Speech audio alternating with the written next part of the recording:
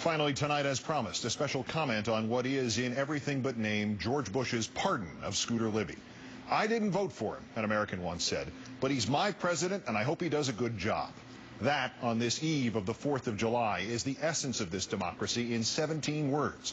And that is what President Bush threw away yesterday in commuting the sentence of Louis Scotter Libby. The man who said those 17 words, improbably enough, was the actor John Wayne. And John Wayne, an ultra-conservative, said them when he learned of the hair's breadth election of John F. Kennedy instead of his personal favorite, Richard Nixon, in 1960. I didn't vote for him, but he's my president, and I hope he does a good job. The sentiment was doubtlessly expressed earlier, but there's something especially appropriate about hearing it now in John Wayne's voice, the crisp, matter-of-fact acknowledgement that our form of government has survived, even though for nearly 2 centuries now, our commander-in-chief has also served simultaneously as the head of one political party and often the scourge of all others. We as citizens must at some point ignore a president's partisanship. Not that we may prosper as a nation, not that we may achieve, not that we may lead the world, but that merely we may function. But just as essential to the 17 words of John Wayne is an implicit trust, a sacred trust, that the president, for whom so many did not vote, can in turn suspend his political self long enough and for matters imperative enough to conduct himself solely for the benefit of the entire republic. Our generation's willingness to state we didn't vote for him, but he's our president and we hope he does a good job, was tested in the crucible of history and far earlier than most, and in circumstances far more tragic and threatening. And we did that with which history tasked us. We enveloped our president in 2001. And those who did not believe he should have been elected, indeed those who did not believe he had been elected, willingly lowered their voices and assented to the sacred oath of nonpartisanship. And George W. Bush took our assent and reconfigured it and honed it and sharpened it to razor-sharp points and stabbed this nation in the back with it. Were there any remaining lingering doubt otherwise, or any remaining lingering hope? It ended yesterday when Mr. Bush commuted the prison sentence of one of his own staffers.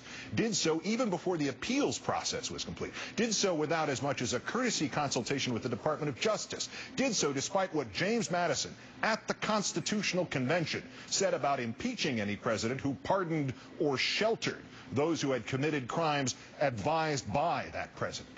Did so without the slightest concern that even the most detached of citizens must look at this chain of events and wonder, to what degree was Mr. Libby told, break the law however you wish, the president will keep you out of prison. In that moment, Mr. Bush, you broke that fundamental compact between yourself and the majority of this nation's citizens, the ones who did not cast votes for you. In that moment, Mr. Bush, you ceased to be the president of the United States. In that moment, Mr. Bush, you became merely the president of a rabid and irresponsible corner of the Republican Party. And this is too important a time, sir, to have a commander-in-chief who puts party ahead of nation. This has been, of course, the gathering legacy of this administration. Few of its decisions have escaped the stain of politics.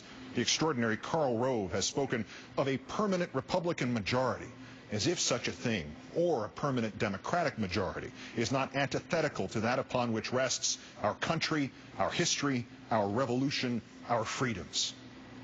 Yet our democracy has survived shrewder men than Karl Rove, and it has survived the frequent stain of politics upon the fabric of government. But this administration, with ever-increasing insistence and almost theocratic zealotry, has turned that stain into a massive oil spill. The protection of the environment is turned over to those of one political party who will financially benefit from the rape of the environment.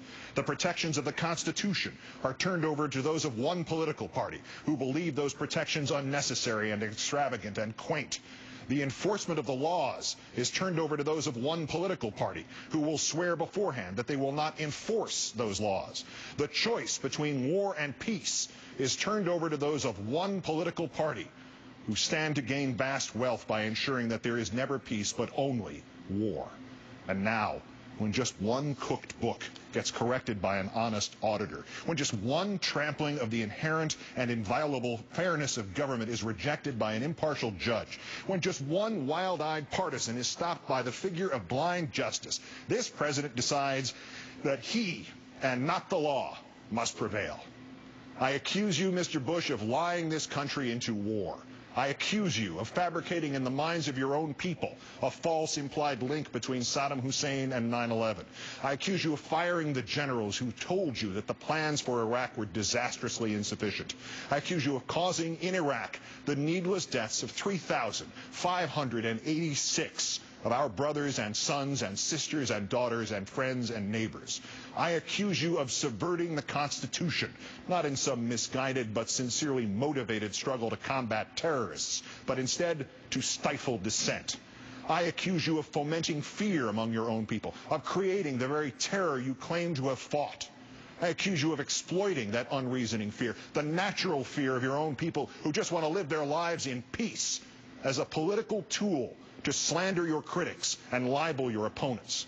I accuse you of handing part of this republic over to a vice president who is without conscience and letting him run roughshod over it. And I accuse you now, Mr. Bush, of giving, through that vice president, carte blanche to Mr. Libby to help defame Ambassador Joseph Wilson by any means necessary, to lie to grand juries and special counsel and before a court in order to protect the mechanisms and the particulars of that defamation with your guarantee that Libby would never see prison, and in so doing, as Ambassador Wilson himself phrased it here last night, of you becoming an accessory to the obstruction of justice. When President Nixon ordered the firing of Watergate Special Prosecutor Archibald Cox during the infamous Saturday Night Massacre on October 20th, 1973, Mr. Cox initially responded tersely and ominously. "Whether ours shall be a government of laws and not of men," he said, "is now for Congress and ultimately the American people." President Nixon did not understand how he had crystallized the issue of Watergate for the American people. It had been to that point about the obscure meaning behind an attempt to break into a rival party's headquarters and the labyrinthine effort to cover up that break-in and the related crimes. But in one night, Nixon transformed it. Watergate instantaneously became a simpler issue, a president overruling the inexorable march of the law, of insisting in a way that resonated viscerally with millions who had not previously understood that he was the law. Not the Constitution, not the Congress, not the courts, just him. Just, Mr. Bush, as you did yesterday. The twists and turns of Plaingate, your precise and intricate lies that sent us into this bottomless pit of Iraq, your lies upon the lies to discredit Joe Wilson, your lies upon the lies upon the lies to throw the sand at the referee, of Prosecutor Fitzgerald's analogy. These are complex and often painful to follow, and too much, perhaps, for the average citizen. But when other citizens render a verdict against your man, Mr. Bush, and then you spit in the faces of those jurors and that judge and the judges who are yet to hear the appeal, the average citizen understands that, sir. It is the fixed ball game and the rigged casino and the prearranged lottery all rolled into one, and it stinks. And they know it. Nixon's mistake, the last and most fatal of them, the firing of Archibald Cox, was enough to cost him the presidency. And in the end, even Richard Nixon could say he could not put this nation through an impeachment. It was far too late for it to matter then.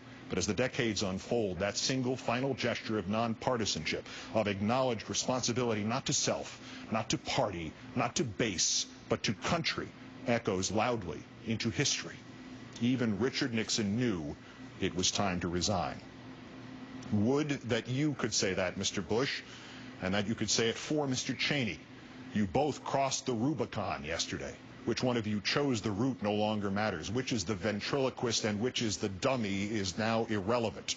But that you have twisted the machinery of our government into nothing more than a tawdry machine of politics is the only fact that remains relevant.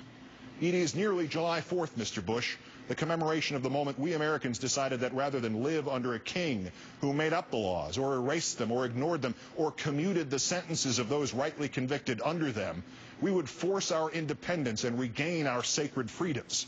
We of this time and our leaders in Congress of both parties must now live up to those standards which echo through our history. Pressure, negotiate, impeach. Get you, Mr. Bush, and Mr. Cheney, two men who are now perilous to our democracy, away from its helm. And for you, Mr. Bush, and for Mr. Cheney, there is a lesser task. You need merely to achieve a very low threshold indeed. Display just that iota of patriotism which Richard Nixon showed on August 9th, 1974. Resign and give us someone, anyone,